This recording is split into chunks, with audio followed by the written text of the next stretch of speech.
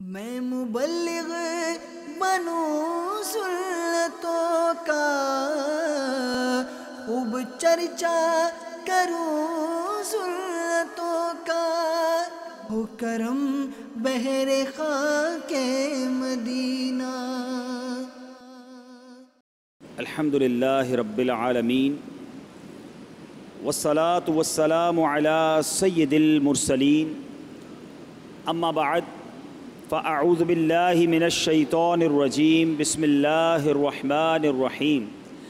پڑھیے الصلاة والسلام علیک یا رسول اللہ وعلی آلک واصحابک یا حبیب اللہ۔ الصلاة والسلام علیک یا نبی اللہ وعلی آلک واصحابک یا نور اللہ۔ درود پاک پڑھنے کے بے شمار فضائل و برکات ہیں۔ مصطفیٰ جان رحمت، شمع بزم ہدایت، نوشہ بزم جنت، پیکر جود و سخاوت، منبع علم و حکمت، صلی اللہ تعالیٰ علیہ وسلم کا فرمان عالی شان ہے کہ تمہارا مجھ پر درود پاک پڑھنا تمہاری دعاؤں کا محافظ، رب عز و جل کی رضا کا باعث اور تمہارے اعمال کی پاکیزگی کا سبب ہے۔ تو گویا درود پڑھنا دعاؤں کا بھی محافظ ہے، دعاؤں کی حفاظت کرنے والا ہے، اللہ عز و جل کی رضا کا باعث ہے، رب راضی ہو جاتا ہے، سبحان اللہ، اور اعمال کی پاکیزگی کا سبب ہے۔ تو کیوں نہ پھر درود پاک پڑھنا ہم اپنا معمول بنائیں۔ شاعر لکھتے ہیں نا، اعلیٰ حضرت امام اہل سنت بلکہ اپنے صلاۃ و سلام میں لکھتے ہیں، گرچہ ہیں بے حد قصور تم ہو عفو و غفور، گرچہ ہیں بے حد قصور تم ہو عفو و غفور، بخش دو جرم و خطا تم پہ کروڑوں درود۔ ہم نے خطا میں نہ کی اور تم نے عطا میں نہ کی، کوئی کمی سرورا تم پہ کروڑوں درود، کر کے تمہارے گناہ مانگے تمہاری پناہ، آقا تم کہو دامن میں آ تم پہ کروڑوں درود۔ صلو علی الحبیب صلی اللہ تعالی علی محمد صلی اللہ علیہ وسلم۔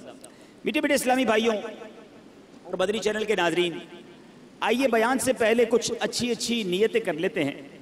نبی پاک علیہ الصلوۃ والسلام کا فرمان عالی شان ہے، نیت المؤمن خیر من عملی، کہ مسلمان کی، مومن کی نیت اس کے عمل سے بہتر ہوتی ہے۔ تو آئیے اللہ عز و جل کی رضا پانے، ثواب کمانے کے لیے کچھ اچھی نیتیں کرتے ہیں۔ بیان سننے والے نیت کر لیں کہ نگاہیں نیچی کیے خوب کان لگا کر بیان سنوں گا، ٹیک لگا کر بیٹھنے کی بجائے علم دین کی تعظیم کی خاطر جہاں تک ہو سکا دو زانو بیٹھوں گا۔ تو آپ میں سے جن کے لیے ممکن ہو وہ دو زانو بیٹھ جائیں، جس طرح اتحیات میں بیٹھتے ہیں، مزید برکتیں پائیں گے۔ ضرورتاً سرک سمٹ کر دوسرے کے لیے جگہ کشادہ کروں گا۔ تو اسلامی بھائی آ رہے ہیں ماشاءاللہ تعداد میں، تو ان کے لیے جگہ بھی کشادہ کرتے چلے جائیے گا۔ جب صلو علی الحبیب اذکروا اللہ اور توبو الی اللہ وغیرہ سنا تو سن کر ثواب کمانے، صدا لگانے والے کی دل جوئی کے لیے بلند آواز سے جواب دوں گا۔ بیان کے بعد خود آگے بڑھ کر سلام و مصافحہ اور انفرادی کوشش کروں گا۔ اب جو موبائل فون نکالے بیٹھے ہیں ان سے بھی گزارش ہے کہ موبائل فون کو سائلنٹ کر کے اپنے جیب میں رکھ لیں، تاکہ آپ کی توجہ بیان کی طرف رہے، آپ جس کام کے لیے آئے ہیں وہ توجہ سے سن سکیں۔ حضرت سیدنا عطا رحمت اللہ تعالی اپنے والد محترم سے روایت کرتے ہیں کہ ایک مرتبہ زمانے کے مشہور بزرگ حضرت سیدنا ابو مسلم خولانی رحمت اللہ تعالی کی زوجہ محترمہ نے آپ سے کہا کہ ہمارے پاس آٹا بالکل ختم ہو گیا ہے۔ یہاں موجود اسلامی بھائی بھی اور مدنی چینل کے ناظرین میں اگر کوئی تنگی کا شکار ہو، کوئی غربت کا شکار ہو، کوئی پریشانی کا شکار ہو، بہت غور سے یہ واقعہ سنیں۔ آپ کی زوجہ نے کہا کہ آٹا ختم ہو گیا ہے، اب روٹی کیسے بنے گی، کھانا کیسے بنے گا؟ آپ نے اپنی زوجہ محترمہ سے فرمایا کہ تمہارے پاس کچھ رقم ہے جس سے آٹا خریدا جا سکے؟ تو اس نے عرض کی کہ جی میرے پاس 1 درہم ہے جو اون بیچ کر حاصل ہوا ہے۔ آپ نے فرمایا لاؤ وہی درہم مجھے دے دو تو میں بازار میں جا کے آٹا لے آتا ہوں۔ آپ دکان پر آٹا لینے گئے، گھر میں 1 ہی درہم اور اس درہم کا بھی آٹا لینا ہے جس کا کھانا کھانا ہے۔ جب آٹے والے کی دکان پر پہنچے تو ایک فقیر وہاں آن پہنچا اور اس فقیر نے کہا کہ اے ابو المسلم خولانی، ایسا کرو یہ 1 درہم مجھے دے دو، مجھ پر صدقہ کر دو۔ آپ وہاں سے پلٹے، تھوڑا آگے گئے، دوسری دکان پر گئے، فقیر وہاں بھی آ گیا، کہنے لگا یہ 1 درہم آپ مجھ پر صدقہ کر دیں۔ فقیر پیچھے لگا رہا، آخر کار آپ نے وہ 1 درہم جو گھر سے لے کر آئے تھے آٹے کے لیے اس فقیر پر صدقہ کر دیا۔ ایمٹی ہینڈڈ، خالی ہاتھ ہو گئے۔ سوچنے لگے اب گھر والوں کو کیا جواب دوں گا، اللہ کی راہ میں صدقہ تو کر دیا ہے، اب گھر واپس لوٹوں گا تو کیا بتاؤں گا، کھانے کے لیے انتظار میں ہیں، آٹا لینے گیا ہوں۔ تو اب خالی تھیلا لے کر آئے تھے گھر سے، تو آپ نے لکڑی والے کی دکان پر گئے جو لکڑی کا کام کرتا ہے، کارپینٹر جو ہوتا ہے، اس کے پاس آپ نے دیکھا ہوگا برادہ پڑا ہوتا ہے، چورا بالکل۔ آپ نے اس تھیلے میں برادہ بھر لیا اور تاکہ تھیلا بھر جائے، اب گھر گئے، دستک دی، تھیلا پکڑایا اور خود باہر فوراً باہر سے چلے گئے کہ میں منہ کیا دکھاؤں گا گھر والوں کو کہ چلو وہ تھیلا پکڑ کے اندر جائیں، اتنی دیر میں گھر سے دور چلا جاؤں۔ آپ دور چلے گئے، گھر والوں نے تھیلا کھولا تو اس میں نہایت عمدہ قسم کا آٹا موجود تھا، بڑا زبردست آٹا۔ گھر والوں نے روٹیاں بنائی، انتظار کر رہے ہیں کہ حضرت کب آئیں گے۔ اب آپ شرمندہ، اب باہر گھوم رہے ہیں کہ وقت گزر جائے، گھر والے سو جائیں، وقت جو ہے وہ بھوک کا ٹائم تھوڑا گزر جائے۔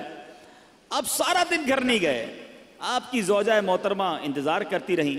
اب آپ رات کو چپکے سے گھر میں داخل ہونے لگے کہ گھر والوں کی ڈانٹ بھی سننی ہے کہ ہم نے پیسے دیے تھے آٹا لانے کو، آپ لکڑی کا برادہ دے گئے، مگر ان کو نہیں پتا تھا اندر کہانی کچھ اور ہو گئی ہے۔ اب آپ کی فیملی انتظار کر رہی ہے کہ کب آئیں، بھوکے ہیں، ان کو اتنا اچھا ہمیں آٹا دے کر گئے، بہترین قسم کی روٹیاں بنی ہیں، آئیں تو حضرت کو کھانا پیش کیا جائے۔ آپ چپکے سے گھر میں داخل ہوئے تو آپ کی زوجہ محترمہ فوراً سامنے آ گئیں۔ اب آپ شرمندہ، مگر آپ کی زوجہ محترمہ بہترین قسم کی روٹیاں انہوں نے سامنے پیش کی۔ آپ حیران ہوئے کہ یہ کہاں سے آیا؟ تو آپ کی زوجہ نے کہا یہ اسی آٹے کی روٹیاں ہیں جو آپ لائے تھے۔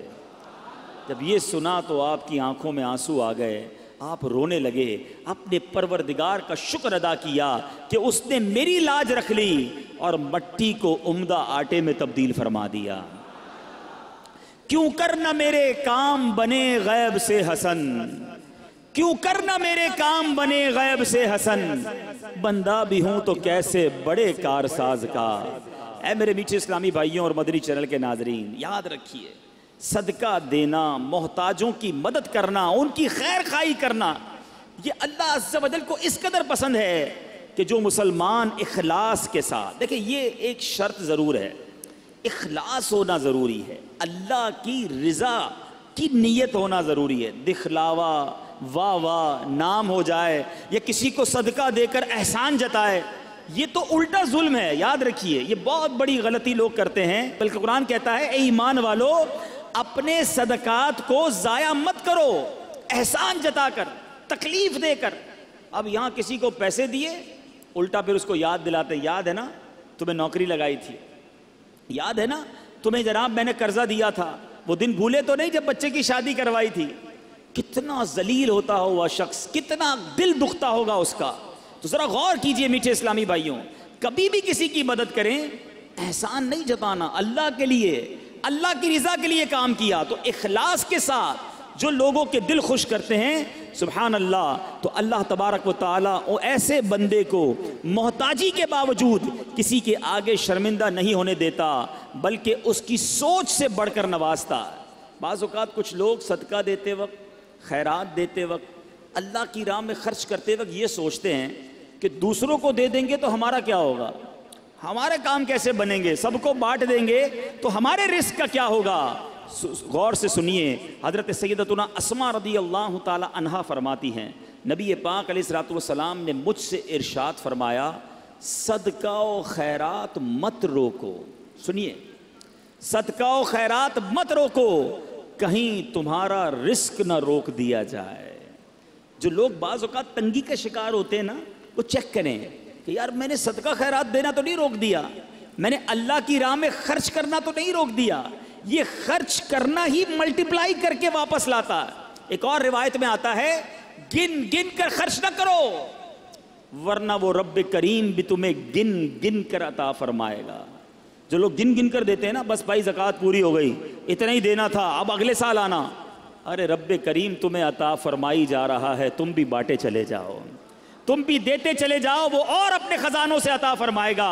اے میرے میٹھے اسلامی بھائیوں، سیدنا امام بدر الدین عینی رحمۃ اللہ تعالی علیہ، جو ابھی میں نے حدیث پڑھی کہ پیارے آقا علیہ الصلوۃ والسلام نے فرمایا صدقہ و خیرات مت روکو کہیں تمہارا رزق نہ روک دیا جائے، اس حدیث کے تحت فرماتے ہیں اس خوف سے اپنے مال کو صدقہ کرنے سے مت روکو کہ وہ ختم ہو جائے گا، کیونکہ اللہ عز و جل تم پر مال کی تنگی فرما دے گا، یہ تجھ سے مال روک لے گا اور رزق کے وسائل ختم فرما دے گا۔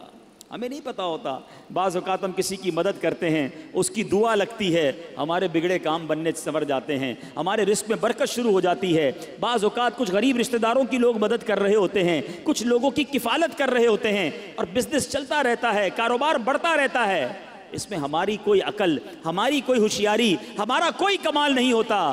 کیا معلوم جس کو تم کفالت کر رہے ہو، ہر مہینے جس کے گھر کھانا پہنچا رہے ہو، یہ اسی کی دعائیں ہیں جو تمہارا رزق بڑھتا چلا جا رہا ہے، یہ اسی کی دعائیں ہیں جو تمہیں ترقی ملتی چلی جا رہی ہے۔ تو اللہ کی راہ میں خرچ کرنے کے لیے دل کھول کر خرچ کرتے رہنا چاہیے، صدقہ دینے میں کنجوسی نہیں کرنی چاہیے۔ حضرت رابعہ بصریہ رضی اللہ تعالی عنہا کا یقین دیکھو، توکل دیکھو، آپ کا بلیف کیسا تھا کہ ایک بار دو بزرگ حضرت سیدتنا رابعہ بصریہ رضی اللہ تعالی عنہا کے یہاں حاضر ہوئے اور یہ نیت تھی کہ حضرت رابعہ بصریہ کھانا کھلائیں گی، ان کا تو کھانا بھی رزق حلال پر مبنی ہوگا۔ اب حضرت رابعہ بصریہ کے پاس دو ہی روٹیاں تھیں، اب دو بزرگ تھے، بھوک بھی لگی ہوئی تھی، وہی دو روٹیاں آپ نے دسترخوان پر ان دونوں بزرگوں کے سامنے رکھ دیں۔ ابھی روٹیاں رکھی تھی کہ دروازے پر دستک ہوئی، کسی سائل نے کہا کہ اللہ کے نام پر مجھے کچھ دیا جائے۔ حضرت رابعہ بصریہ نے مہمانوں کے آگے سے دو روٹیاں اٹھائیں اور اس سائل کو دے دی۔ مہمان ہکے بکے کہ ہم دسترخوان پر بیٹھے ہیں، ہمیں بھی بھوک لگی ہے، دو ہی روٹیاں تھی، دونوں اٹھا کر دے دی۔ مگر یقین دیکھو اللہ غنی، ابھی وہ حیرت زدہ ہیں کہ تھوڑی دیر میں دروازے پر پھر دستک ہوتی ہے، ایک کنیز بہت سی گرم روٹیاں لے کر حاضر ہوئی اور عرض کی یہ میری مالکہ نے آپ کے لیے بھجوائی ہیں۔ حضرت رابعہ بصریہ نے روٹیاں گننا شروع کی، وہ روٹیاں 18 تھیں۔ آپ نے کہا یہ روٹیاں میری نہیں ہیں، کنیز جی حضور آپ کے لیے بھجوائی، کہا میری نہیں ہے، واپس لے جاؤ۔ وہ بزرگ دیکھ رہے ہیں، دو گئیں 18 آ گئیں، 18 بھی واپس لوٹا دیں۔ جب مالکن کے پاس وہ کنیز لے کر روٹیاں پہنچتی ہے اور کہتی ہے حضرت رابعہ بصریہ نے تو واپس لوٹا دی ہیں۔ کہا روٹیاں کتنی ہیں؟ کہا 18۔ کہا یہ دو بچ گئی تھیں، یہ بھی ساتھ ملا کر لے جاؤ۔ واپس جاتی ہے، حضرت رابعہ بصریہ کو پھر پیش کرتی ہے کہ میری مالکن نے پیش کی ہے۔ پھر روٹیاں گنی، 20 روٹیاں تھیں۔ آپ نے کہا ہاں یہ میری روٹیاں ہیں، کیونکہ اللہ کے وعدے پر مجھے سچا یقین ہے، میری راہ میں ایک خرچ کرو میں 10 عطا فرماؤں گا۔ دو دی تھی تو 18 کیسے آ گئیں؟ اللہ کی راہ میں 2 خرچ کی ہیں تو 20 ہی روٹیاں ملنی ہیں۔ اللہ اکبر۔ اے میرے میٹھے اسلامی بھائیوں، مدنی چینل کے ناظرین، جس دن یہ توکل پیدا ہو جائے نا، جس دن یہ بھروسہ رب پر ہو جائے، پھر دیکھیں کیسے غیب سے کام بنتے ہیں۔ ہاں لیکن ایک بات کا خیال رکھنا ہوگا، کہیں کوئی خرچہ کرتے ہی انتظار کرنا شروع کر دے کہ آج جناب مسجد کے ڈبے میں 10 روپے ڈالے تھے، اب دیکھو 100 روپے کب ملتے ہیں۔ پورا دن گزر گیا، 100 روپے نہیں ملے، اگلا دن گزر گیا، پھر بھی 100 روپے نہیں ملے، یہ تو ایک کے 10 ملنے تھے۔ اے میرے میٹھے اسلامی بھائیوں، یاد رہے رب کی رضا اور رب ہمارے بارے میں ہمیشہ یاد رکھیں، اللہ کے جو فیصلے ہیں نا، اس پر یقین کر لو کہ اللہ کے جو فیصلے ہمارے بارے میں ہیں نا، وہ ہم سے بہتر رب جانتا ہے اور رب ہمارے لیے ہمیشہ بہتر فیصلہ فرماتا ہے۔ ضروری نہیں کہ آپ نے صدقہ دیا آپ کا مال ہی بڑھ جائے، ہو سکتا ہے اس صدقے کی وجہ سے آپ سے کوئی آفت دور ہو جائے، آپ سے کوئی مصیبت دور ہو جائے۔ مجھے بتائیں آپ نے 10 روپے دیے مسجد میں، 100 روپے نہیں ملے، لیکن آپ کا ایکسیڈنٹ ہونے والا تھا، وہ ایکسیڈنٹ سے آپ بچ گئے۔ آپ پر کوئی خطرناک بیماری آنے والی تھی، آپ اس سے بچ گئے۔ تو وہ 100 روپے اچھے تھے یا ایکسیڈنٹ سے بچنا اچھا تھا؟ تو اللہ کے فیصلوں پر یقین ہونا چاہیے. احادیث میں انشاءاللہ آگے بیان بھی کروں گا، احادیث بھری ہوئی ہیں، بہت ساری احادیث ہیں کہ صدقہ بری موت کو دور کرتا ہے، صدقہ بلا کو دور کرتا ہے، صدقہ مصیبتوں کو دور کرتا ہے، صدقہ تنگی کو دور کرتا ہے. تو اے میرے میٹھے اسلامی بھائیوں، صدقہ دینے میں دل کی خوشی کے ساتھ اللہ کی راہ میں خرچ کرنا چاہیے. ایک اور واقعہ سنیے کہ کس طرح صدقے سے بلائیں دور ہوتی ہیں. سیدنا اکرمہ رضی اللہ تعالیٰ عنہ فرماتے ہیں کہ ایک ملک کا بادشاہ بہت ظالم اور کنجوس تھا، بڑا ظالم بادشاہ، اور ایسا عجیب و غریب کنجوس کہ اس نے اعلان کر دیا کہ میرے ملک میں اگر کسی نے مسکین یا فقیر کو صدقہ کیا تو اس کے کوئی غریب کی مدد نہ کرے، اگر ایسا کوئی کرے گا تو میں اس کے ہاتھ کاٹ دوں گا. یعنی خود غریب کی مدد بھی نہیں کرنی اور پورے ملک میں بھی کوئی غریب کی مدد نہ کرے. بڑا عجیب و غریب اعلان تھا. اچھا جناب، اب ایک خاتون تھی، لوگ تو خوف سے ڈر گئے تھے، کوئی صدقہ نہیں دے رہا تھا، کوئی خیرات نہیں دے رہا تھا. ایک دن فقیر مجبور ہو کر ایک عورت کے پاس آیا اور کہا مجھے اللہ کی راہ میں کچھ دو، میں بہت بھوکا ہوں، کھانے کے لیے کچھ نہیں. وہ عورت نے بھی بادشاہ کا اعلان سنا ہوا تھا، وہ بھی ڈری ہوئی تھی. اس نے بھی صدقہ دینے سے اس نے سوچا کہ صدقہ دوں گی تو میرے بھی ہاتھ کٹ جائیں گے. لیکن فقیر نے کہا مجھے اللہ عز و جل کی رضا کی خاطر کچھ تو کھانے کو دے دو. وہ التجا کرتا رہا. آخر اس عورت کے دل میں رحم آ گیا. اس عورت نے اس فقیر کو صدقہ دے دیا، کھانے کو دے دیا. اب 2 روٹیاں دی اسے کھانے کو. فقیر روٹیاں لے کر دعائیں دیتا ہوا چلا گیا. بادشاہ کو پتہ چل گیا کہ ملک میں ایک ایسی عورت ہے جس نے کسی فقیر کو صدقہ دیا. اس نے اپنے بندے بھیجے اور اس خدا ترس رحم دل عورت کے دونوں ہاتھ کاٹ دیے گئے. اس کے دونوں ہاتھ کٹ گئے. اب میٹھے اسلامی بھائیوں، کچھ عرصے کے بعد بادشاہ نے اپنی والدہ سے کہا کہ مجھے اپنی مملکت کی سب سے حسین لڑکی سے شادی کرنی ہے. اس کی ماں نے جب معلومات کروائی تو پتہ چلا پورے ملک میں ایک لڑکی سب سے زیادہ حسین ہے، مگر اس میں ایک خامی یہ ہے کہ اس کے دونوں ہاتھ نہیں ہیں. اس نے بادشاہ سے کہا. بادشاہ نے لڑکی کو دیکھا، اسے پسند آئی، اس سے شادی کر لی اور وہ عورت اب ملکہ بن گئی. جس نے 2 روٹیاں صدقہ کی، ہاتھ کٹ گئے، اب وہ بادشاہ کی زوجہ بن گئی. بڑی زندگی آرام سے گزرنے لگی، مگر ایک اور امتحان اس کی زندگی میں باقی تھا. پھر کیا ہوا کہ کیونکہ اور بھی اس کی بیویاں تھیں بادشاہ کی، نئی نویلی دلہن کے ساتھ بادشاہ بہت وقت گزارتا، بڑی نوازشات کرتا. دوسری جو بیویاں تھیں وہ حسد کرتی تھیں. ایک مرتبہ بادشاہ طویل عرصے کے لیے ملک سے باہر گیا تو بادشاہ کی بیویوں کو اچھا موقع ملا. انہوں نے بادشاہ کو خط میں لکھا کہ تمہارے پیچھے تمہاری جو بیوی ہے، نئی دلہن جو ہے، وہ برے کام کرتی ہے، اس کا کردار اچھا نہیں. بادشاہ نے بغیر کسی تحقیق کے حکم دے دیا کہ میری بیوی کو اٹھایا جائے اور جنگل میں پھینک دیا جائے، محل سے نکال کر جنگل میں پھینک دو. اب وہ عورت جنگل میں پہنچ گئی، بیابان جنگل تھا. اس کا ایک بیٹا بھی ہو گیا تھا بادشاہ سے. اب اتنی دیر میں میرے میٹھے اسلامی بھائیوں، وہ عورت اس جنگل میں نہر میں پانی پینے کے لیے جھکی تو اس کے ہاتھ سے وہ بچہ بھی پانی میں گر گیا. زور زور سے رونے لگی. بچہ بھی پانی میں ہے، دونوں ہاتھ بھی نہیں ہیں. پکارے تو کسے پکارے؟ اچانک 2 خوبصورت نوجوان آئے. انہوں نے کہا آپ کیوں رو رہی ہیں؟ کہا میرا بچہ پانی میں چلا گیا ہے. اس نے فوراً، اس نوجوان نے آگے جا کر اس بچے کو پانی سے نکالا. کہا اور آپ کو کچھ چاہیے تو بتائیے، کوئی اور آپ کی خواہش ہو تو بتائیے، کچھ اور آپ دعا کرنا چاہیں. تو اس عورت نے کہا کہ میرے ہاتھ مجھے واپس مل جائیں. ان نوجوانوں نے دعا کی، اللہ تعالیٰ نے دونوں ہاتھ بھی اسے واپس کر دیے. اب ان نوجوانوں نے اس عورت کو کہا کہ آپ جانتی ہیں ہم کون ہیں، ہم دونوں کون ہیں؟ تو عورت نے کہا میں تو نہیں جانتی، البتہ یہ معلوم ہے آپ کی برکت سے میرا بچہ بھی مل گیا، میرے ہاتھ بھی واپس آ گئے. وہ 2 نوجوان کہتے ہیں ہم تیری وہی 2 روٹیاں ہیں جو تو نے غریب سائل کو دی تھیں. صدقہ اللہ کی راہ میں خرچ کرنا کب کہاں کام آتا ہے.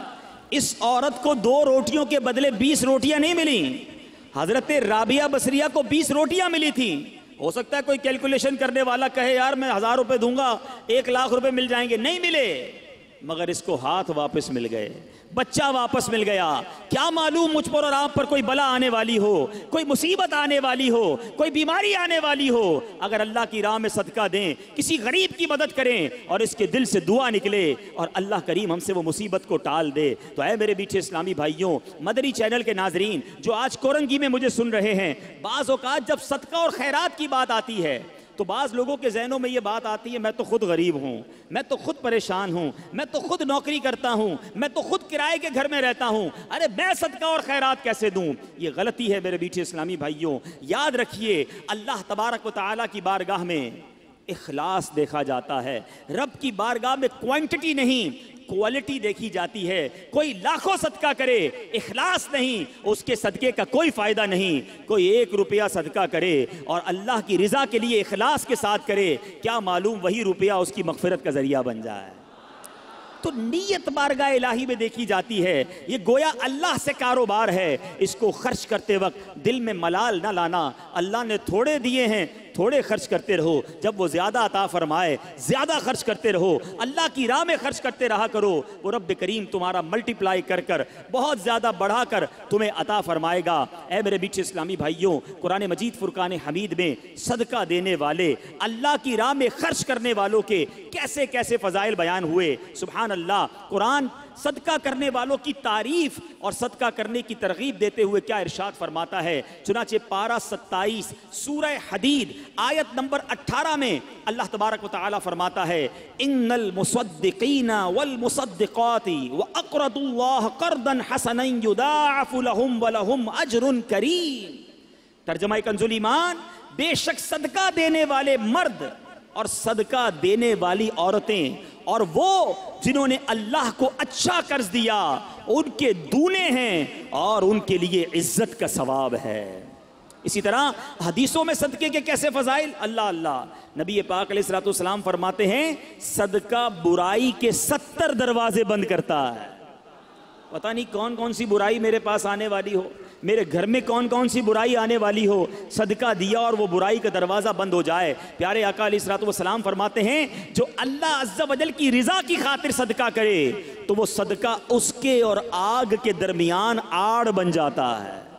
جہنم کی آگ اور بندہ صدقہ دینے کے والے کے درمیان یہ پردہ ہو جائے گا، یہ آڑ بن جائے گا۔ نبی پاک علیہ الصلوۃ والسلام فرماتے ہیں صدقہ دو اے بیماروں جو مجھے سن رہے ہو، جو یہاں بیمار بیٹھے ہیں، جن کے گھروں میں بیمار ہیں، جو مدنی چینل کے ناظرین مجھے سن رہے ہیں، سنو میرے آقا علیہ الصلوۃ والسلام فرماتے ہیں صدقہ دو اور صدقے کے ذریعے اپنے مریضوں کا مداوع کیا کرو، بے شک صدقہ حادثات اور بیماریوں کی روک تھام کرتا ہے اور یہ تمہارے اعمال اور نیکیوں میں اضافے کا باعث ہے۔ سبحان اللہ، بیماریاں دور ہو جائیں، حادثے دور ہو جائیں، میں کہتا ہوں ساری دنیا کی دولت ہو ہمارے پاس اور اللہ نہ کرے کوئی ایسا ایکسیڈنٹ ہو جائے کہ نہ بندے کے پیر رہیں نہ ہاتھ رہیں اور معذور ہو جائے، پھر دولت کس کام کی؟ اللہ صحت دے، عافیت دے، حادثات سے بچائے، آفتوں سے بچائے۔ بے شک زندگی میں پیسے تھوڑے ہوں، اس سے بڑی کون سی نعمت ہے؟ تو اے میرے میٹھے اسلامی بھائیوں، اگر آپ حادثات سے بچنا چاہتے ہیں،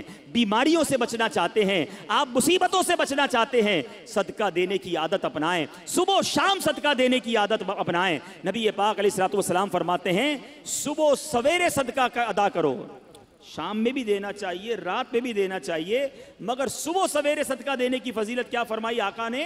صبح سویرے صدقہ دو کہ بلا صدقے سے آگے قدم نہیں بڑھاتی، بلا کو انٹرسیپٹ کر دیتا ہے، بلا کو روک لیتا ہے صدقہ۔ ہمیں صدقہ دینا چاہیے۔ اے میرے میٹھے اسلامی بھائیوں، اب کس طرح آفتیں دور ہوتی ہیں، اس قدر واقعات ہیں کہ ایمان تازہ ہو جاتا ہے۔ حضرت سیدنا اکرمہ رضی اللہ تعالیٰ عنہ سے فرماتے ہیں نبی پاک علیہ الصلوۃ والسلام نے فرمایا، پیارے آقا کی حدیث، اور یہ حدیث میرے آقا فرماتے ہیں کہ ایک عورت کے منہ میں لقمہ تھا، عورت خود کھا رہی تھی، لقمہ تھا، اتنے میں سائل نے آواز لگائی تو اس نے وہ لقمہ سائل کو کھلا دیا، خود کھاتے کھاتے کسی کو کھلا دیا۔ یہ بھی بات سمجھنے والی ہے، اللہ کی بارگاہ میں صدقہ بالکل دینا چاہیے، خرچ کرنا چاہیے، مگر ہم کون سا خرچ کرتے ہیں؟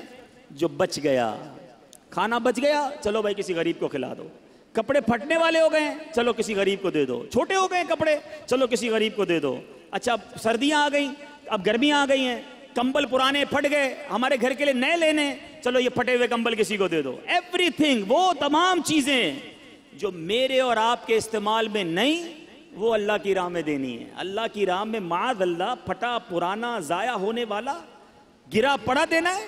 میں یہ نہیں کہتا جو یہ دیتا ہے اس کو ثواب نہیں ملتا، مگر اپنے دل سے پوچھو، اپنے لیے خریدنا ہے تو شاندار کپڑا، بچوں کے لیے خریدنا ہے تو بہترین کھانا، ہیں اپنے لیے سویٹر سردی میں خریدنا ہے تو اچھے ویسے اچھا والا، اللہ کی راہ میں دینا ہے تو پرانا والا پھٹا ہوا. اپنے دل سے پوچھو یہ کیا کر رہے ہو.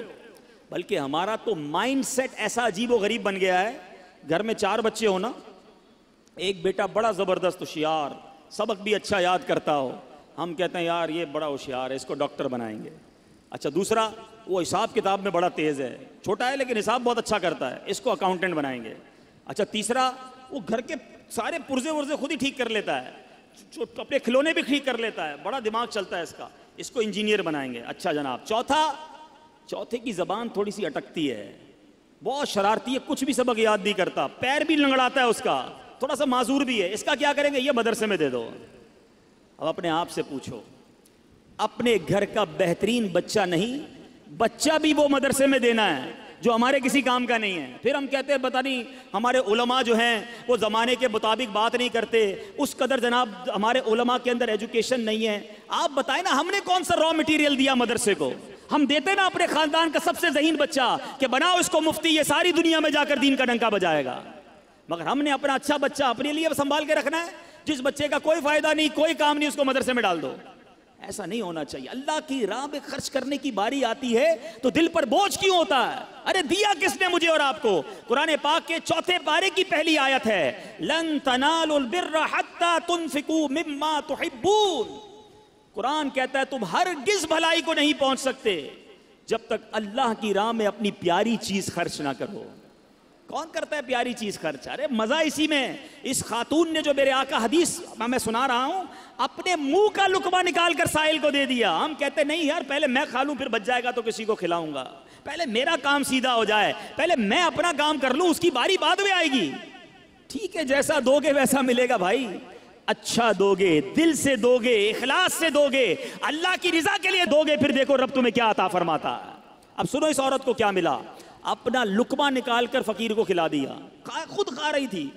اب کیا ہوا، کچھ عرصے کے بعد اس عورت کے یہاں بچے کی ولادت ہوئی. میں اپنا واقعہ نہیں سنا رہا، حدیث سنا رہا ہوں. عورت کے یہاں بچے کی ولادت ہوئی. جب وہ کچھ بڑا ہوا تو اسے بھیڑیا اٹھا کر لے گیا. عورت اس بھیڑیے کے پیچھے بھاگتی رہی، پکارتی رہی، میرا بیٹا میرا بیٹا. اب اللہ تبارک و تعالیٰ نے ایک فرشتے کو حکم دیا کہ اس بھیڑیے کے پاس جاؤ، اس کے منہ سے اس عورت کا بچہ چھین کر عورت کے حوالے کر دو اور اس کی ماں سے کہنا اللہ عز و جل نے تم پر سلام بھیجا ہے اور یہ لقمے کے بدلے لقمہ ہو گیا ہے. تم نے اپنے منہ سے لقمہ نکال کر میری راہ میں خرچ کیا تھا، تمہارے بچے کو بھیڑیے کے منہ سے نکال کر اللہ نے واپس عطا فرما دیا. یہ ہے صدقہ.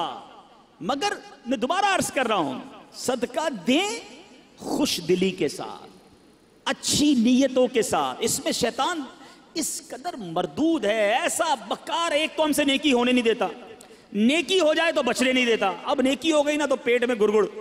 اب بتاؤ کسی کو بھائی میں نے غریب کو 5,000 دیے ہیں، میں نے اس کی بچی کی شادی کرائی ہے، میں نے مسجد میں قالین بچھائے ہیں. آج کل بڑی گرمی تھی جناب، اللہ کا شکر ہے میں نے مسجد میں کولر لگا کر دیا. کیوں بتانا ہے سب کو؟ ذرا صدقہ کیا اب سب کو بتانا ہے.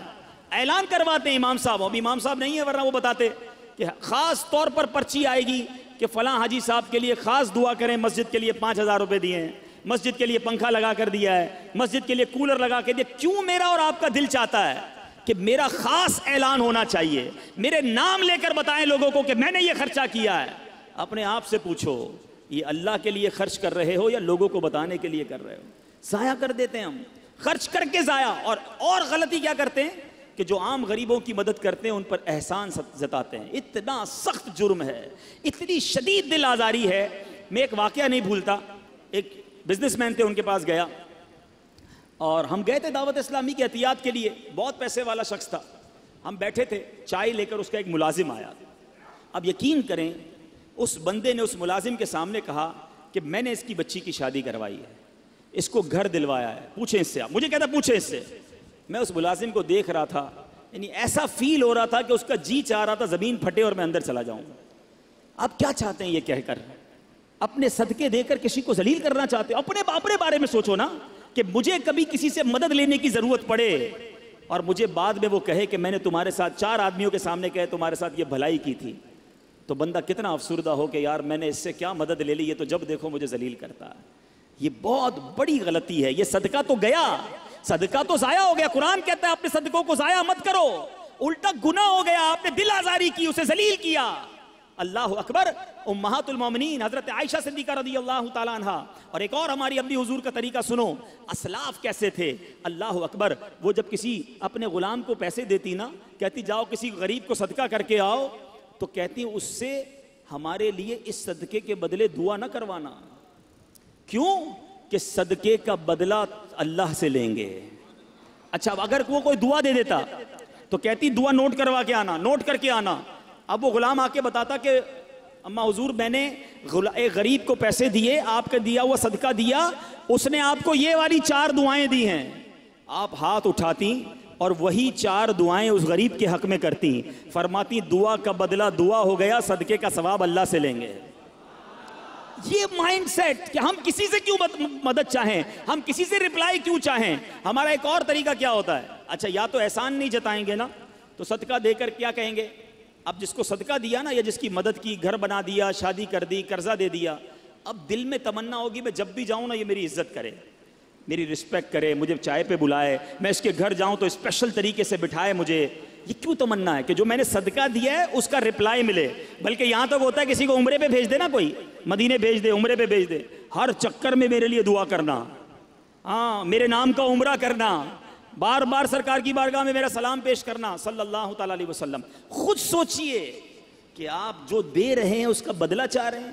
ارے آپ دے دیجئے اور اللہ سے بدلے کی امید رکھیے, وہ رب کریم بہترین بدلہ عطا فرمائے گا. تو بہرحال میرے میٹھے اسلامی بھائیوں, آج یہ ذہن بنا لیجئے کہ ہم نے انشاءاللہ ہر حال میں, غربت میں, تنگی میں, فراخی میں, کشادگی میں, ہر عالم میں انشاءاللہ ہم صدقہ اور خیرات کرتے چلے جائیں گے.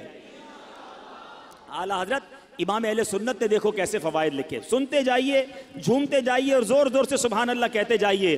اعلیٰ حضرت فرماتے ہیں صدقہ دینے سے عمریں زیادہ ہوں گی, رزق کی وسعت اور مال میں کثرت ہوگی, اس کی عادت سے کبھی محتاجی نہ ہوگی, خیر و برکتیں پائیں گے, آفتیں بلائیں دور ہوں گی, بری قضا ٹلے گی, 70 دروازے برائی کے بند ہوں گے, 70 قسم کی بلا دور ہوگی, ان کے شہر آباد ہوں گے, شکستہ حالی دور ہوگی, خوف اندیشہ زائل اور اطمینان خاطر حاصل ہوگا, مدد الہی شامل ہو جائے گی, رحمت الہی ان کے لیے واجب ہوگی, ملائکہ ان پر درود بھیجیں گے, رضا الہی کے کام کریں گے, ان کے گناہ بخشے جائیں گے, مغفرت ان کے لیے واجب ہوگی, ان کے گناہوں کی آگ بجھ جائے گی, روز قیامت دوزخ سے امان میں رہیں گے, آتش دوزخ ان پر حرام ہوگی, اور اللہ نے چاہا تو نبی پاک کی نالین کے صدقے سب سے پہلے داخل جنت ہوگا. پھر کیوں نہ صدقہ و خیرات کریں, پھر کیوں نہ اللہ کی راہ میں خرچ کریں. ارے دیا بھی رب نے ہے, میرے اور آپ کے پاس تو کچھ بھی نہیں نا اپنا, کس نے دیا ہمیں؟ اللہ نے دیا, اللہ نے دیا, اسی کی راہ میں خرچ کریں, پھر وہ انعام بھی دے, ملٹیپلائی کر کے عطا بھی کرے, پھر بھی ہم کنجوسی کریں. ایسا نہیں کرنا چاہیے. اور جو بانٹنے والا, پہلے ایک تعریف آج سمجھ لیں, 4 قسم کے لوگ ہوتے ہیں. ایک ہوتا ہے جواد, جس کی عادت ہوتی ہے جھوٹ. ایک ہوتا ہے سخی, جواد کے بعد آتا ہے سخی. پھر کنجوس, جس کو عربی میں بخیل کہتے ہیں. اور ایک اس سے بھی نیچے کا درجہ ہے جس کو کہتے ہیں شوہ. ٹھیک ہے, اب ان 4 کی تعریف سمجھ لیں. جواد کون ہوتا ہے؟ جواد وہ ہوتا ہے جو اپنی ذات پر خرچ نہ کرے, دوسروں پر خرچ کرتا رہے. اور ہمارے آقا جواد ہیں. نبی پاک اعلیٰ حضرت لکھتے ہیں نا, واہ کیا جود و کرم ہے شہ بطحا تیرا, نہیں سنتا ہی نہیں مانگنے والا تیرا. آقا بانٹتے بانٹتے بانٹتے, یہاں تک روایتوں میں لکھا کہ نبی پاک کے پاس کوئی ظاہری نعمت ہوتی, صحابہ آتے, نبی پاک بانٹتے رہتے. اب ظاہری نعمت ختم ہو گئی, اب کوئی سائل آ جاتا, آقا یہ نہ فرماتے میرے پاس ختم ہو گیا ہے, نہیں ہے, فرماتے جاؤ فلاں دکان سے میرے نام سے خرید لو, اس کو رقم میں ادا کر دوں گا. جواد, نہیں سنتا ہی نہیں مانگنے والا تیرا. اس وصف تک تو شاید ہم نہ پہنچ سکیں. اب آتے ہیں سخی. سخی کیا ہے؟ سخی کی تعریف یہ ہے جو اپنی ذات پر بھی خرچ کرے اور دوسروں پر بھی خرچ کرے. یہ بندے کو بننا چاہیے, سخی ہونا چاہیے. پھر آتے ہیں بخیل, کنجوس. کنجوس یہ جو اپنی ذات پر خرچ کرے, کسی اور پر خرچ نہ کرے, بس میں اپنا ہی کروں گا, کسی اور کا نہیں. زکوٰۃ بھی نہ دے, پورے صدقے بھی ادا نہ کرے, یہ ہے بخیل. اور چوتھا اس سے بھی گیا گزرا, وہ کون ہے؟ شح, عربی میں کہتے ہیں. وہ شخص ہے, انگریزی میں اسے کہتے ہیں سٹنجی. مجھے اردو کا لفظ نہیں مل رہا, مکھی چوس کہہ لیں اس کو, واللہ عالم. وہ شخص ہے جو نہ اپنی ذات پہ خرچ کرے نہ کسی اور پر خرچ کرے. ایسے بھی ہوتے ہیں, خود بھی فقیر, اتنا پیسہ ہے, اپنے اوپر بھی خرچ نہیں کرنا, کپڑے بھی نہیں سلوانے, کھانے بھی نہیں پکانے, بچوں کو بھی نہیں دینا, باہر بھی نہیں دینا. ایسے لوگوں کے تو پھر بچے بھی انتظار کرتے ہیں کہ کب ابا جائیں گے دنیا سے, تو پھر ہماری باری آئے گی. تو اللہ ہمیں بخیل اور شو ہونے سے بچائے, سخاوت کی نعمت عطا فرمائے. اب حدیث سناتا ہوں. یہ دونوں تعریفیں کیوں بیان کی؟ حدیث پاک سنیں گے تو آپ کو سمجھ آئے گا کہ سخاوت اللہ کو کتنا پسند ہے اور سخی اللہ کو کتنا پسند ہے.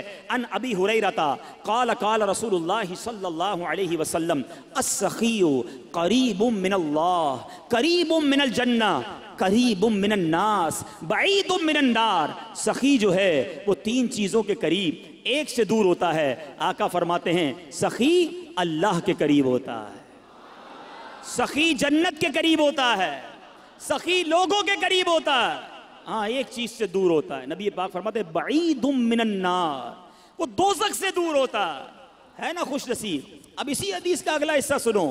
آقا فرماتے ہیں والبخیل بعید من اللہ, اللہ سے دور, بعید من الجنہ, جنت سے بھی دور, بعید من الناس, وہ لوگوں سے بھی دور ہوتا ہے, قریب من النار, وہ جہنم کے قریب ہوتا ہے. اب غور کیجئے, کیا بننا ہے, سخی یا بخیل, کنجوس؟ آگے میرے آقا فرمائے جاہل ہو اور سخی ہو, وہ اللہ کی بارگاہ میں مقبول ہے, افضل ہے. کس سے؟ کہ سخی ہو, کنجوس ہو مگر عابد ہو, عبادت گزار ہے, ایک طرف جاہل ہے مگر وہ جاہل سخی ہے, عبادت گزار کنجوس ہے, وہ اللہ کو پسند نہیں ہے. سخی ہے مگر جاہل ہے, وہ اس کی نسبت اللہ کی بارگاہ میں افضل ہے. تو اے میرے میٹھے اسلامی بھائیوں, سخاوت کا وصف اپنے اندر رکھیے. ایک بڑی پیاری بات, کسی عالم سے پوچھا گیا کہ یہ بتائیے کہ سخاوت بہتر ہے یا شجاعت؟ بڑا خوبصورت سوال ہے. سخاوت تو سمجھ گئے نا, اللہ کی راہ میں خرچ کرنا اپنی. شجاعت کس کو کہتے ہیں؟ بہادری, بڑا بندہ طاقتور ہو, بہادر ہو. سوال کیا گیا سخاوت بہتر ہے یا شجاعت, میں بہادر بنوں یا سخی بنوں؟ بڑی کمال کا جواب دیا. کہتے ہیں اللہ جسے سخاوت دینا اسے شجاعت کی ضرورت ہی نہیں ہوتی ہے کہ لوگ خود بخود سخی کے سامنے چت ہو جاتے ہیں, سخی کے پیار کرنے والے بن جاتے ہیں, اس کی مدد کرنے, اس کو لڑائی کی ضرورت ہی نہیں پڑتی, اس کو طاقت کی ضرورت ہی نہیں پڑتی, اس کی سخاوت ہی اس کے کام بنا دیتی ہے. تو اے میرے میٹھے اسلامی بھائیوں, اپنے اندر یہ وصف پیدا کریں. ایک بہت خوبصورت حدیث پاک, بہت زبردست ہم سب کے لیے لیسن ہے. بانٹتے وقت کبھی بھی دل میں یہ خیال آئے نا کہ یار یہ کہہ تو ٹھیک رہے ہیں, بانٹنا چاہیے, لیکن میرے پاس اگر 10,000 ہیں, میں 2,000 دے دوں گا تو 8 ہی رہ گئے نا, کم ہی تو ہو گئے. یہ کہہ رہے ہیں بڑھ رہے ہیں, کم بڑھ کہاں رہے ہیں, کم ہو رہے ہیں. اب میں جتنے بھی دیتا جا رہا ہوں میرے تو جیب سے بھی کم ہو رہے ہیں, اکاؤنٹ سے بھی کم ہو رہے ہیں, اور مولانا صاحب کہہ رہے ہیں بڑھ جائیں ہیں. آپ سنو میرے آقا کی حدیث پاک, سبحان اللہ. ان عائشہ رضی اللہ تعالی عنہا انہم ذبحوا شاۃ, بی بی عائشہ فرماتی ہیں کہ اہل بیت نے بکری ذبح کی. فقال النبی صلی اللہ علیہ وسلم ما بقی منہا, آقا علیہ السلام نے فرمایا اس بکری میں سے کیا بچا.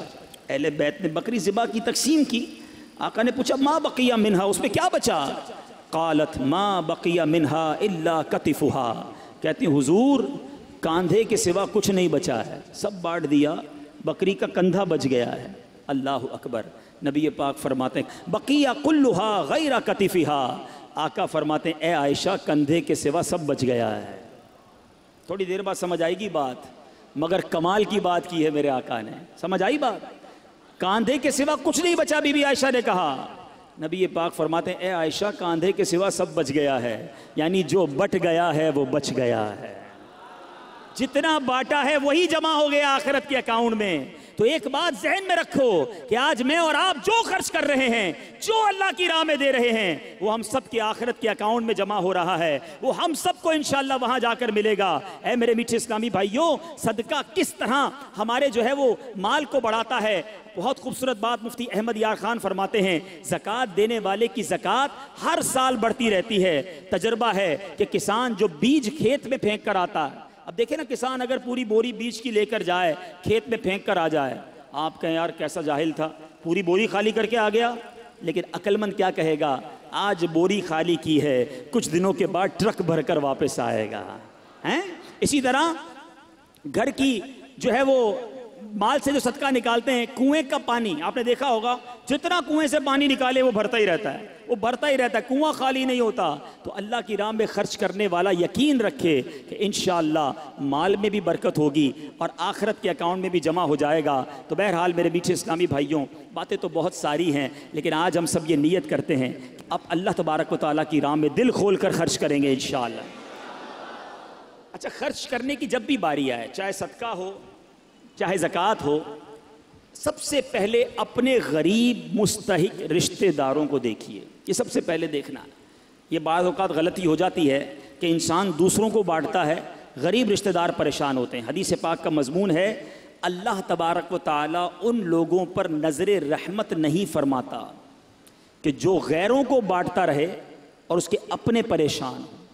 اپنوں کو پہلے دیجئے، اس کے بعد اپنے غریب رشتہ داروں کو دینے کے بعد پھر میں آپ سے عرض کروں گا کہ آپ کی دعوت اسلامی جو تبلیغ قرآن و سنت کی غیر سیاسی عالمگیر تحریک ہے، اس کے ساتھ اپنا تعاون ضرور کیجئے۔ لاکھوں لاکھ عاشقان رسول دعوت اسلامی سے وابستہ ہیں، نہ صرف اسلامی بھائی بلکہ اسلامی بہنیں، دعوت اسلامی کے جامعات، دعوت اسلامی کے مدرسۃ المدینہ، دعوت اسلامی کے مدرسۃ المدینہ آن لائن، اسی طرح میرے میٹھے اسلامی بھائیوں مدنی چینل، جیلوں میں مدنی کام، غیر مسلموں میں مدنی کام، اور دنیا بھر میں دعوت اسلامی جو مساجد بنا رہی ہے۔ صرف اگر اسی شعبے کی بات کر لیں، مسجدیں بنانے کے بارے میں، تو دعوت اسلامی ایک سال میں کم و بیش 700 کے قریب مسجدیں بناتی ہے۔ 365 اگر سال کے دن ہیں تو گویا روزانہ کم و بیش 2 مسجدیں ایوریج دعوت اسلامی دنیا بھر میں بنا رہی ہے۔ تو کیوں نہ اس عظیم و شان تحریک کے ساتھ دیا جائے۔ تو نیت کریں انشاءاللہ اپنی زکوٰۃ، اپنے صدقات، اپنا فطرہ، اپنے عطیات میں اپنی دعوت اسلامی کا بھرپور ساتھ دیں گے۔ عائشہ صدیقہ رضی اللہ تعالیٰ عنہ فرماتی ہیں، جس کا خلاصہ یہ ہے کہ انہوں نے پیارے آقا علیہ الصلوۃ والسلام سے کچھ اس طرح سوال کیا کہ حضور کیا شعبان آپ کو بڑا پسند ہے، آپ اس مہینے میں اس کثرت سے روزے رکھتے ہیں؟ تو نبی پاک علیہ الصلوۃ والسلام نے کچھ اس طرح ارشاد فرمایا جس کا مضمون ہے کہ اس مہینے میں ایک رات ہے جس رات بندوں کے اعمال نامے رب کی بارگاہ میں پیش کیے جائیں گے۔ اس رات کو بہت سارے نازک فیصلے ہوتے ہیں، اور میری یہ تمنا ہے کہ جب میرا اعمال نامہ رب کی بارگاہ میں پیش ہو یا جب میں دنیا سے اٹھایا جاؤں تو میں روزے سے ہوں۔ اے میرے میٹھے اسلامی بھائیوں، ہمیں اس مہینے میں خوب روزے رکھنے ہیں، تو نیت کریں انشاءاللہ آج کے بعد ہماری کوئی نماز قضا نہیں ہوگی۔ رمضان کے پورے روزے رکھیں گے، فلمیں ڈرامے نہیں دیکھیں گے، گانے باجے نہیں سنیں گے۔ سبحان اللہ۔ اسی مہینے کی یعنی یکم شعبان آپ کو معلوم ہے کن کا مبارک دن ہے؟ یہ محدث اعظم پاکستان مولانا سردار احمد صاحب کا یوم عرس بھی ہے۔ مولانا سردار احمد چشتی قادری رحمۃ اللہ تعالی علیہ مشرقی پنجاب میں 1321 سنہ ہجری بمطابق 1903 سنہ عیسوی پیدا ہوئے۔ آپ نے یکم شعبان المعظم 1382 سنہ ہجری بمطابق 29 دسمبر سن 1962 میں وصال فرمایا۔ آپ کی عظمت و بزرگی میں آپ کی والدہ کی دعاؤں کا بھی عمل دخل تھا۔ آپ کی والدہ اکثر فرمایا کرتی تھیں، میرا یہ لاڈلا بچہ عظیم شخصیت کا مالک بنے گا۔ اللہ نے ماں کی دعاؤں کی برکت سے محدث اعظم پاکستان بنا دیا۔ اللہ کریم محدث اعظم پاکستان کے قبر منور پر کروڑوں رحمتوں کی بارش برسائے اور ہم سب کو ان کے فیوز و برکات سے مالا مال فرمائے۔ ہمیں بھی مدنی پھول ملتا ہے، بچوں کے لیے دعائیں کیا کریں۔ ماں باپ بعض اوقات بچوں کو کوسنے دیتے ہیں، تو برباد ہو جائے، تو ذلیل ہو جائے، تو خوار ہو جائے، ہیں معاذ اللہ۔ کبھی ہمیں نہیں پتا کون سا وقت قبولیت کا ہے، ماں کی منہ سے بد دعا نکلی اور بیٹا ہی برباد نہ ہو جائے۔ تو بچہ کیسا بھی ہو، ماں باپ کو دعائیں دینی چاہیے۔ اللہ کی بارگاہ میں ماں باپ کی دعائیں بچے کے حق میں بہت جلد قبول ہوتی ہیں۔ سبحان اللہ۔ اور دوسری شعبان، سبحان اللہ، کس عظیم ہستی کا عرس ہے معلوم ہے آپ کو، جن کے ہم سب پیروکار ہیں؟ جی ہاں، سیدنا امام اعظم ابو حنیفہ رضی اللہ تعالیٰ عنہ، حضرت نعمان بن ثابت رضی اللہ تعالیٰ عنہ، ان کا یوم عرس جو ہے وہ 2 شعبان المعظم ہے۔ اللہ اللہ، امام اعظم کی کیا بات ہے۔ کروڑوں حنفیوں کے پیشوا امام اعظم ماہ رمضان اور عید الفطر میں ملا کر 62 مرتبہ قرآن پاک ختم کیا کرتے تھے۔ 62 ٹائمز قرآن پاک پڑھتے تھے. اب ذرا سوچو عشاء کے وضو سے کئی سال تک فجر ادا کرتے رہے, رات بھر ان کی عبادت میں گزرتی. اب ہم سوچیں کہ ہمارا کیا حال ہے. حنفی تو کہلاتے ہیں مگر کیا ہمیں قرآن پڑھنا آتا ہے؟ کیا ہم نمازیں اور نوافل پڑھتے ہیں؟ اللہ ان بزرگوں کے صدقے ہمیں بھی قرآن پاک سے محبت عطا فرمائے اور ان بزرگوں کا فیضان عطا فرمائے. صلو علی الحبیب. میں مبلغ بنوں سنتوں کا, خوب چرچا کروں سنتوں کا, ہو کرم بہر خاک مدینہ.